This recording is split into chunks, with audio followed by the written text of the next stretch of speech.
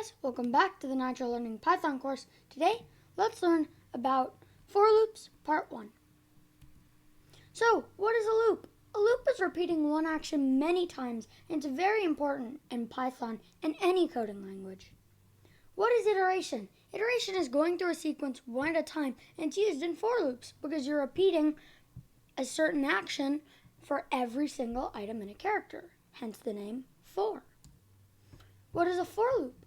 An iterator. Simply, it iterates through anything, a list, a string, or a tuple, and we'll see a few more in the next lecture.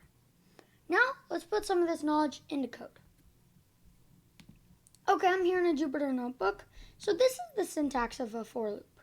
For item in whatever iterable sequence, do something. So, let's see some examples. So I made a list with 10 characters and I said for item in my list, let's print the item. And it prints it vertically. The reason is because it thinks, okay, item number 1, this is 1, okay, let me print it. Item number 2, this is 2, let me print it. So on and so forth until the end of the list. Now, let's see an actual realistic example with if and else statements. For item in my list, if item equals 5, we print this one is 5, else we print the item. And we get 1, 2, 3, 4, this one is 5, 6, 7, 8, 9, 10. So you can see that if statements and else statements work with for loops.